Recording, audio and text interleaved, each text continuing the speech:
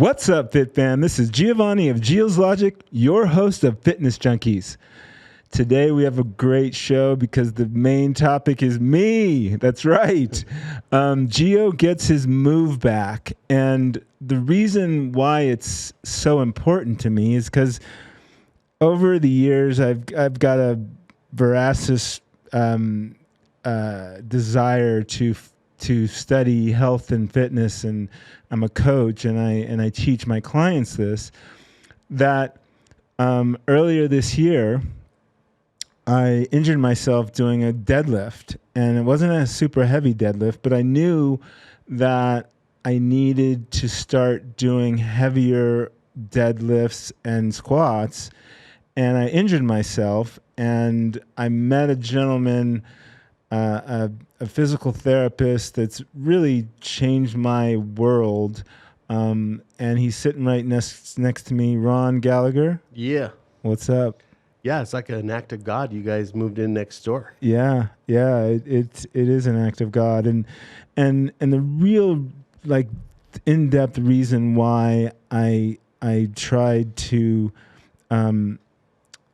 change my workouts and focus more on my legs is because I learned how important leg muscles are and atrophied leg muscles and what that can signify in as far as your health outcomes. A lot of science backs up that when you atrophy in your legs, all types of issues can be a signal from that, from pre-diabetes to all types of illnesses. And I really started to notice that my legs were lagging. I always teach and train my clients to tell them that, at least 2 leg days a week. And I totally recommend that.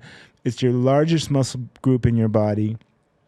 It's because it's the largest muscle group in your body, it helps you balance your glucose in your bloodstream and your insulin. So I can't tell you how important it is to not only keep moving, but to really focus on lifting heavy in a functional manner. And what Ron does at MVPT is what I would consider functional physical therapy. And Ron, maybe you can tell me if that doesn't nail what you do.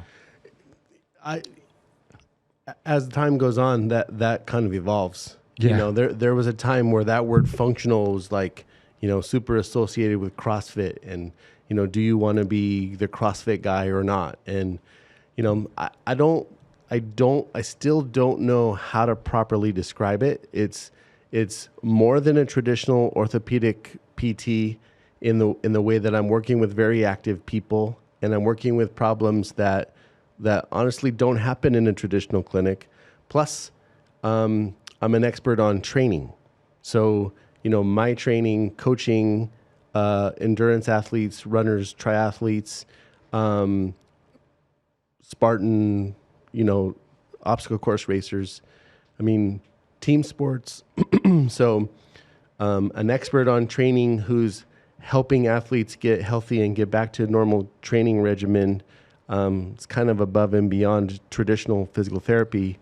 But you're right. It absolutely has to go through a platform with heavy weight. Yeah. So the reason I wanted to do this particular show, kind of combining Fitness Junkeez with the series that we've been doing at MVPT, Gio Gets His Move Back, is because I had a breakthrough at our last session on Tuesday, where I got to my PR max on the squats, and the amount of pain that wasn't there was euphoric. Right. And it was something that I wish we filmed, but we're going to kind of intermix some of those images next week. But what did you see on Tuesday that maybe I didn't see? Well, I want to start by going back a little ways. Okay. Because in your intro, I mean, obviously all the things that you said about your knees are true, but the thing that I don't think people quite understand is this is a 25-year history of knee pain. This is not your average knee pain. This is 3 knee surgeries as a teenager, and essentially a lifetime of compensation. So in my mind, this is not your average knee pain. This is not, you tweaked your knee a couple weeks ago and, traipse on down to the PT and get it looked at. This is, what can I do with these really, really long-standing impairments? And so over these last, whatever it's been, 16 weeks or whatever, the changes and growth in your mindset, in your physical output, and what you know and what you believe about your body has been tremendous. And, it's a testament to how hard you work, kind of a student of the game. And it's been really fun to be a part of your journey. To answer your question, I hadn't really looked at these last couple of weeks as plateau because you've come so far. And, your knees are operating at like 90% function. Like, I feel like it's functioning really high. The only thing it's not able to do at the moment is power or running, sort of the last phase in this process. So yeah, the last couple of weeks have been challenging, and it's been, somewhat painful, but I don't trip on pain. Pain is a normal reaction to abnormal stimulus. So if traditional PT, we back off of pain. Oh, that's uncomfortable. We should back off. Let's do something that's cute and feels nice. Right. But that's not going to get you better. Right. And I felt like consistently challenging this knee, being right at the forefront of what it can handle, but not go too far, was going to make it get to a place where it can start to tolerate more loads, and it can start to tolerate more activities.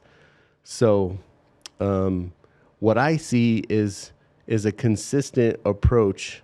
Try to biomechanically handle all these problems, hips and knees, and just consistent work. And had a good day on Tuesday. Yeah. So maybe back to the beginning of this journey with you, and you were talking about the capsules in my knee and what you thought was going on in there. And yeah, is what I experienced something that's a major change in that? Talk to me about that. I would say probably. I mean, obviously I don't have a scope, right? I can't look in there, but I find, generally speaking, that there's a discrepancy between sort of a traditional Western doctor's approach to knee pain and like what the overwhelming literature of how a person's knee gets better says. What does that mean? That means that if you report to the doctor and within 2 minutes you have an x-ray up on the light box and they say, "Look, you've got arthritis there, you've got degenerative joint disease, you've got all these buzzwords for wear and tear," that's normal. That's okay. Right. If it's painful, how do we know that it doesn't have full range? I mean, if the knee doesn't move through full range of motion and it's only moving in mid-range, eventually mid-range fails. The capsule is a connective tissue layer of gristle. Trav, can you put that up? And the capsule, if you look at the fibers of the capsule, it's the connective tissue that sort of surrounds where the kneecap is, like to the right of the kneecap there. It has fiber direction. That fiber direction is on purpose. That fiber direction happens along the line of tension. So if you don't apply tension to the capsule, those fibers misalign. And when they misalign and stretch, it offers pain. And it's a really, really shitty pain. Like, it's very sharp. Yeah. That's the way that capsule is innervated. So it doesn't make intuitive sense that you should move into that. But moving into that, applying a force to it, forces it to adapt to a place where those fibers align along the line of force. And that's when they stop hurting. If they move to a place where they can allow for normal range, now that mid-range of joint is unloaded. And once that unload occurs, the symptoms stop. So doctors who do total knee replacements don't send their patients to me anymore. Yeah. Because they get better. Right. And they don't want to have their, big paycheck taken away. Right. So adequately addressing this range of motion issue requires a little stretch. And because that tissue is innervated sharp, it hurts. And if the behavior of the pain is stretch only and you stay on that stretch, that thing will eventually let go. And that's what I hope is happening is the more consistent you are, the more attention you apply, the more load you apply, the more range of motion possible. And we just keep making that tissue deform to a place that we can do what we want it to do. Yeah. Just the depth of my squats are a place where I've never been. I've never been as deep as I've been able to get with you. Right. I actually was told, I don't know where I got it from, that wasn't, you shouldn't go that deep. Right. Right. But very common myth. I also know that when we are babies, right, we go into that position like that. There's it's like comfortable. Right. So, the worldwide studies that are done on knee pain show us that the countries who squat, like the Philippines is a good example. Right. They essentially have no knee pain in Philippines. I don't know if you know Filipino culture, but they don't have patio furniture. They kneel or they squat down and they hang out on their patios. Like they don't hang out and watch TV. Right. Everybody's outside on their patio. Right. But squatting. Squatted down. Deep squat. Deep squat. A kid would do. Like ass to ankle. Right. And they don't have toilets. They squat over a hole. So essentially, moving that knee through full range is what they do often. Well, who leads the world in total knee replacements? United States. Of course. Who leads the world in obesity? United States. Who leads the world in knee pain? We have sedentary jobs where, we just sit all day and our knees literally never pass 90. So if a doctor tells you, do not do squats past 90, they have absolutely no understanding of what's happening anatomically in the knee. It's a very, very distinct strike against them because they just don't understand what's happening there. It has to be full range. It has to be full depth. The reason why you've had such a hard time with these knees over the years is you didn't realize it was a hip problem.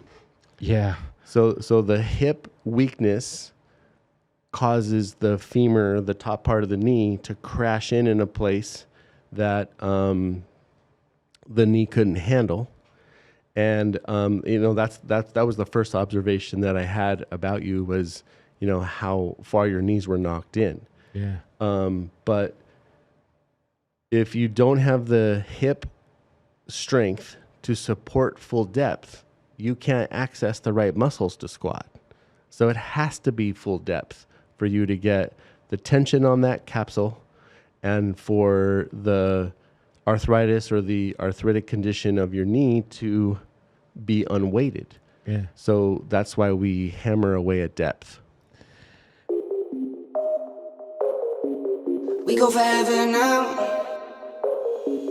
We go forever and ever, yeah. You know that I'm a trendsetter, yeah. You wish that you can do better, no, it won't let 'em. We go forever and ever, yeah. I go and create the pressure, yeah. You wish that you can do better, you wish that you can do better, yeah. I know that I can do better. I'm so in love with the cheddar. I'm so in love with my little boo. It was written like a letter. Think I was born with the juice. Think I was born with the sauce. Think I was born a little crazy. Stand up. Then I turned up to a boss. Gotta go and get it. I keep running up the digits. Lost my mind, I gotta fix it. Kill the beat, cold killing. Back. Need to change the way I'm living. That's heavy. 175. It's 175? Wow. I would have been happy with 165. I planned 165 for your bar. Step in your journey. True. It's not so much that you can't do. It's just the next step. So we routinely have PRs. There's no reason why one more step. I mean, that's the whole thing about this knee recovery is as consistent as you can be at providing more depth, more load, and just conditioning this knee to tolerate loads. That's how you change all these long-standing impairments. So as far as I'm concerned, this is just one more step. Last set, here we go.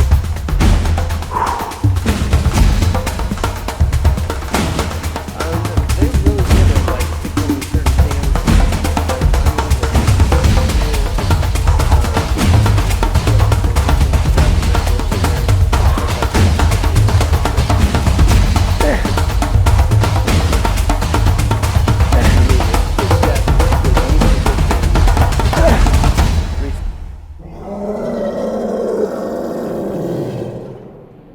This is fucking incredible.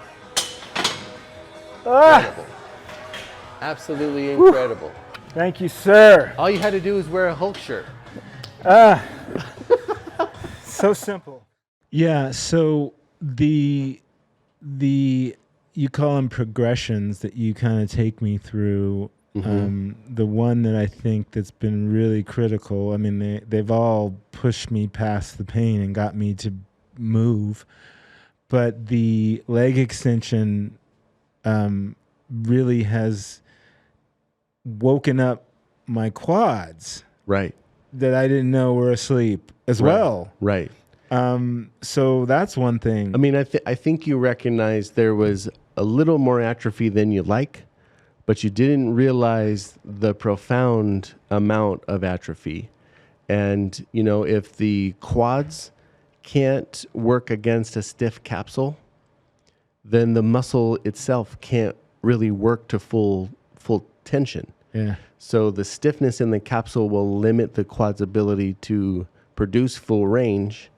And if you don't have full range, you don't have access to those muscles. Yeah. So by deloading the knee, but adding progressive load to it, you know, by deloading it off your body weight and increasing its ability to tolerate more and more load, that connective tissue's been conditioned to be able to tolerate more and more and more stress. So again, being consistent with applying stress and increasing and forcing an adaptation in this connective tissue is really the work that you've done over these 16 weeks. You know, it's not me standing over you with a thing doing something to you. Right. It's you physically changing the properties, the connective tissue properties of your knee and the quad's ability to overcome that stiffness. And as soon as that switch occurs where the stiffness can dominate, or sorry, the strength can dominate the weakness, the strength can dominate the stiffness, then the knee will operate much, much cleaner. And then the latest one that you had me do was the inflammation progression. Yeah, I call that the swelling protocol. So everybody knows the recovery boots. Yes. The very first time, like within 5 seconds of seeing these recovery boots, I was already a hater. Right. The reason is it's a complete waste of time from the outset. Whoever designed those has no idea how the physiology works. It's not a passive process. So if you have swelling anywhere in the lower quarter, it's not passive to take that away. Meaning I can't massage it. I can't, have these pneumatic boots that have pressure that, basically milk that swelling away. It's active. The muscles are what drive that process. So a very simple way to eliminate any swelling from the lower extremity is to elevate the leg. I just need your knee above your heart. That's about it. Got it. I mean, if your toes are above your knee and your knees above your heart, that qualifies as a good position. If you like more, you should do more. Sometimes I use a ball or, you know. Yeah. It's fine. And to start with quad sets or squeezing of the quads, and then have a little bit of resistance on the toes for calf pumps, and then back to quad sets. So essentially the drain for the swelling is in your groin. That's the biggest drain we have. Okay, so the swelling protocol is 50 quad sets, 50 calf pumps, 50 quad sets. Okay. And essentially what we're doing is we're using muscle contraction to drive the fluid in the thigh compartment into the drain, and then use the hole that we create here to move all this fluid into that hole, and then eventually push everything into the drain. And what we can do is we can dramatically increase the circulation of the leg by using its natural plumbing to move the swelling away. It's 100 times more effective than the air boots because this is a process that's active, whereas the air boots are passive. Right. So the pneumatic pump doing the same action is not the same as the muscles performing the action to move the swelling. Right.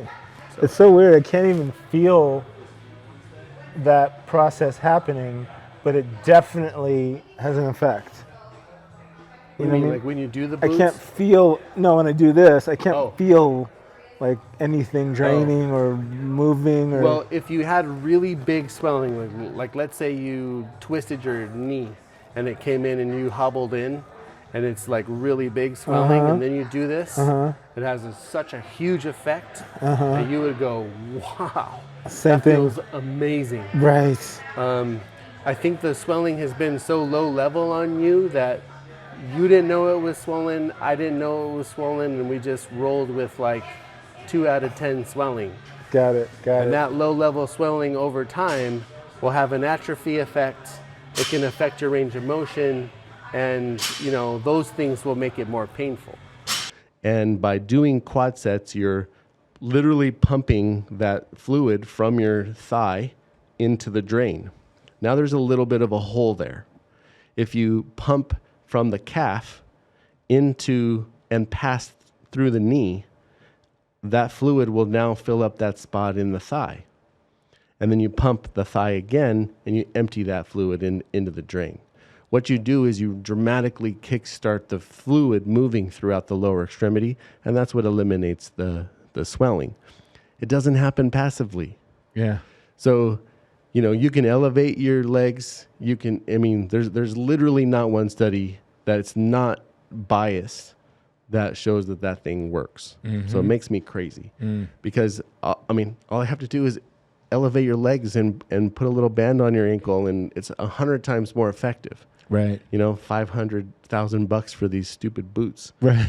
But what I think was happening was, you're training with me, you're training on your own, you're walking a tremendous amount, so I just felt like maybe the swelling was getting the better of you. So we started doing that more often. And I think the process of changing this connective tissue and getting stronger was giving you a little pain. And that pain has a little inflammatory process with it. And that inflammatory process brings swelling. By eliminating the swelling, it freed up more range. Yeah, 100%. So ended up being a good good intervention for you. So, you know, one of the things that was just mind blowing, to say it at the least, is how you kind of navigate my journey. Almost like I know what we do. Any good coach or trainer is not cookie cutter, but you kind of take my feedback and then kind of you're trying to kind of find the pathway, and it's kind of like you're driving this way a little bit, you're driving that way, and you're kind of, it's this really interesting technique that you bring to the table. And it's one of the things that has kept me going, I think, more than anything, because you talk about 25 years of a certain limitation. I've got that stacked up with beliefs and studies that I've read and pain and intuition of, you know, if something's hurting, don't work it. And talk to me about that book we talked about the other day, and how pain may not be the signal to stop all the time. Yeah, it's definitely not the signal to stop, because the difference between inflammatory pain and stretch pain are very different. And if you back off of stretch pain, you have pain for 25 years.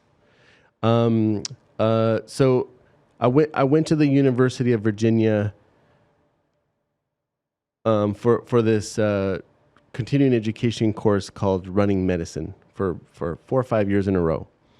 And every year I came back a completely renovated PT, like just total different mindset, had been thinking about things the wrong way. And, you know, I think that has a lot to do with the way that we're trained in PT school. But essentially, my issue with running, I have this long-standing calf problem, and I thought, you know, if I can't help my own calf, like, you know, what am I doing? Right. So I wanted to go and get more information, and I didn't realize that there's a whole genre of running specific PTs who just do running only. And the orthopedics of helping people get back to running is far superior than what we were taught in school. I mean, essentially, running is the hardest thing for our skeleton to do. So in order for it to get to this person, you got to get them healthy and then get them to a place where they can run. So it's the goals are above and beyond just getting people healthy. So during that process, I met a guy named Jay DeSherry. He's one of the top running PTs in the country. He left the University of Virginia. Now he's in Bend. But he's written a couple of books, and one of the books is called Running Anatomy for Runners. And highly, highly recommend it, even if you don't run. I think it should be required reading for PT school, actually, because what he's done is he's written a very technical textbook for the layperson and has explained some really, really complicated topics in a way and gives examples and cool pictures and stuff that makes it really easy for people to learn. I mean, it's a little hard to read, but people learn. And he has a chart on there where he lists all the connective tissue types: bone, connective tissue, ligament, tendon, muscle, and what happens when it rests, and what happens if you give it the force that it needs. And the force that it needs is what makes it flourish. So like a tendon that you don't apply tension to won't be able to tolerate tension. Right. So, you know, how do you adequately apply tension to that tendon, and that tendon flourishes and grows? So what I'm doing when you come in is I have a direction. I know that I need to take this knee. I've got loads on squat. I've got functional activities that I need you to be able to do before I can get you to run. I mean, selfishly, I feel like the top of the food chain is to get you to run. And if I can get GIO to run, I can get literally anyone on the planet. Anybody on the planet, I can get them to run. So, that's the challenge that I've put on top of myself. Right. Your version of running is what we're going to do. But so I have this end game in mind that has requirements. And if I start at those requirements and I work all the way back, that brings us to today. Today, my hamstring's sore, my calf hurts, my patellar tendon's irritated, my back is sore, my hip, whatever. And getting those tissues on board so I can get to squats and deadlift today requires just a little bit of sort of tweaking. And I use sets and reps and loads to get the connective tissue to do what I want it to do. So, the thing that we've been fighting lately is this patellar tendon versus capsule irritation. And, you get to this knee extension progression 3 times a week, and, that's starting to pay off. Mm-hmm. The connective tissue, the capsular fibers are orienting themselves in a way that can tolerate better load. So get you out of the current state of symptoms and then get you doing what I need you to do so that today's load helps us get to tomorrow's load. Right. And tomorrow's load can help us to get to that next load. And we just continuously grind this load out, and, we're jumping. And we're right on the cusp of maybe trying to do a quick little run there. Yeah, but it's so, like, sometimes I say, this pain is doing, and you go, I'm okay with that pain. It's like you have this unique way of kind of talking your clients down off of the pain buzz that we all have. We have to remember that pain is normal. Pain is okay. It is totally fine to feel pain. There's 2 types of pain. One is stretch pain and the other one is inflammatory pain. The amount of pain that a person feels, I honestly don't care about. And that's a really, really funny thing to tell people. Right. But the reason is because we can't measure it, and it's has more to do with a person's emotional state and their emotional connection to the pain than it does the size of the problem. So the classic example I give is, let's say 2 guys smash their hand in a door, like bad. One of them is playing in a soccer match tonight, and the other one is a concert pianist. They're both going to experience 2 different levels of pain because of the emotional attachment to what happens as a result of smashing their hand in the door. Right. So the pianist is going to have a little bit more pain, and they're not necessarily going to be that rational about it because they have, 5,000 people coming to watch them play. Right. So that's a big deal to them. Whereas the other guy can just tape his fingers up and play soccer, and it's just no big deal. Right. They're both experiencing pain, and all of that pain is important, but the level of pain I can't be attached to. What I can get attached to, and what's far more important, like literally light years more important, is the behavior of the pain. So I put you down, sit up against the wedge. Okay, I need you to bend your knee as far as you can. Ouch, ouch, ouch. Okay, put it out straight. What happened to the pain? Oh, it went away. Okay, bring it up again.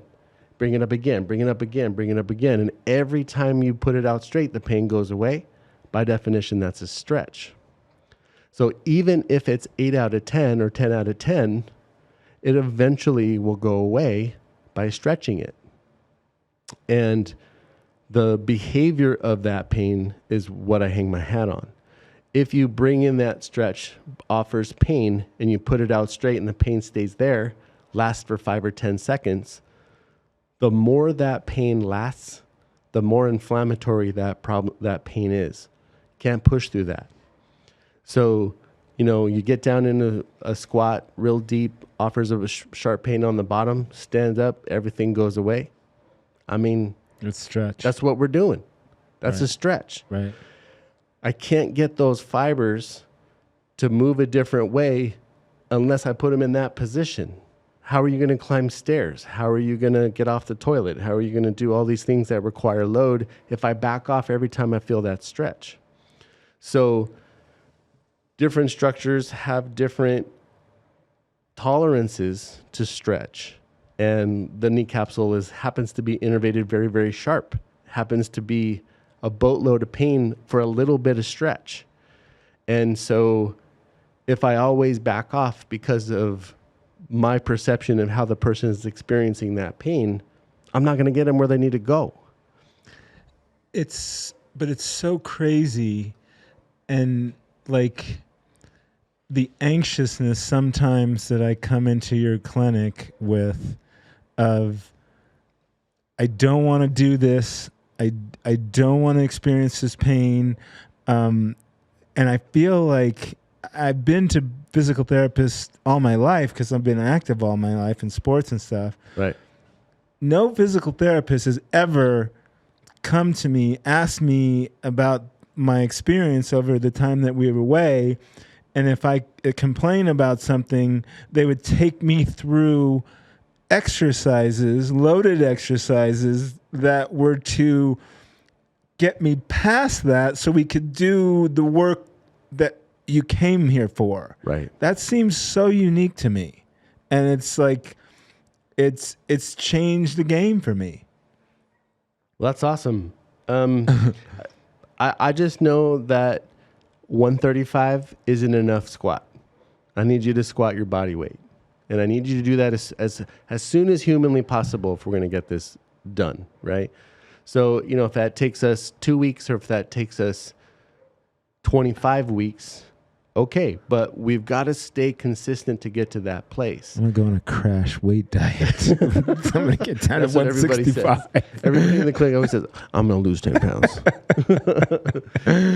No, we're just going to get the strength to move whatever's weight you got. Right. And, deadlift is almost there. The 20% more than body weight's really where we're going there. So deadlift's always there, almost there.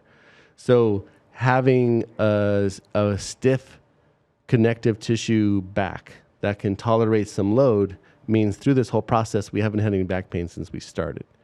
And if the back and the hip are intimately related and the hip is what's controlling the knee position, then I need the back to help the hip. So if the hip is good and the back is good and all we have to do is now work on the knee, then we've whittled down all the impairments. And we're getting towards the very, very source of this problem, and that's the stiffness in the capsule. So every session, I'm like, I've got to get him to squat. And if he's, 145 today and 155 next week and 165 the week after that, and the consistently working towards that goal, that's where I think you're going to feel really, really good. So I try to use the accessory work to get you in a place where you can do that. And, that's essential to getting you where you need to go. Yeah. And, part of this, and I talked about it earlier with you, is like, whether you think you can or you think you can't, you're right. Right. And literally, I have to surrender to that statement, walk into the clinic, and you really not only physically help me, but you help develop my mindset or keep me on track. I mean, I think, and I've said this from the very beginning, there's not many people who would do what you're doing. The reason why somebody with 25-year history of knee pain isn't in the clinic often is because that person has already surrendered to being in that place. Yeah. So to your credit, you're open and you're trusting me, which I, from the very beginning, I've always sort of honored that. And I know as a trainer, as a coach, and, being in charge of people's movement and performance, that for you to take a step back and have a little slice of humble pie and be willing to learn says a lot about you as a person, because the physical stuff of what's happening is a big deal, but the mental stuff is what changes a person's life. Yeah. Like, I'm not just out here trying to just make problems better and patch them up and send them away. Like, if you looked at me and you said, I just want to run stairs. I just want to get on the football field and maybe run a couple routes, just because that's what I love about movement. Right. That automatically becomes everything I think about the whole time you're in the clinic. Right. And what do we need to do that? We got to do this. We got to do this. We got to do this. We got to do this. Here we are today. How do we get to this next phase? And you have to believe in this knee. You have to trust it. And I have to come up with interventions that help you learn how to trust it and how to lose all that baggage that you've been carrying with you for 25 years. And a person who has that lift off their shoulders, that's life-changing. 100%. Literally life-changing for a person who spends the overwhelming amount of time in the gym that you do to change that person's life. I think that's a really special thing. Yeah. So, from the very, very outset, that was the goal. And so back to what you do, and I know it's a kind of still this moving target, but if, people are listening and I know what mine is kind of an outlier, but like if you could kind of get to where your core is there a statement that you can make of what you do or what type of client that might be ideal for what you do? Well, I have as young as 7 or 8 and as old as 80s. And everybody's interested in performance. So whatever the level you want to perform at and wherever the place that you're at, I can help you complete that gap. And I don't use anything from the outside in. The body's amazing. It doesn't need anything from the outside in. Nothing from the outside in is better than the inside out. And explain that, what you mean by that, the outside in. So the outside in would be like if you went somewhere and they did hot packs, cold packs, ultrasound, dry needles, electricity, massage. There's literally no research to support those interventions. It really just supports the billing process, but it's not what we need. So working the inside out, or right. So I use the natural properties of the body to drive an adaptation. And then once it adapts, then it can tolerate more. Once it adapts, it can tolerate more. And pretty soon, this person who couldn't run can now run. This person who wants to climb the stairs but couldn't climb the stairs can now climb the stairs. So I do some stuff with my hands, like joint mobilization, but usually very, very minimum. Mm-hmm. Like in the beginning, I was helping you stretch your back. Yep. But nowadays, I don't touch you. Right. I use exercises with sets and reps and load to drive the adaptation so that we can get on, what we need to do. So, really just an expert on training and orthopedics and smashing those two things together and helping people perform to the level they want to perform. Elite triathlon professional athletes to old lady Grandma Joe who just doesn't want to fall. Right. So right. Everything in between. Awesome. Ron, it's been a great journey. I can't thank you enough. Like I said, you've talked me off the ledge. I can't tell you how many times. I almost weekly until maybe this week, it was like a dread, having to deal with pushing through that pain. And I just thank you. My pleasure. My pleasure. You're welcome. Yeah. All right, Fit Fam. If you want to get your body moving, you've got to reach out to MVPT in Las Vegas. Ron Gallagher, he is your man. It will change your life. And if you're looking for, like me, longevity, you've got to keep moving. So don't give up. If you've given up, there's still hope. Always. And until next time, guys, I'm out.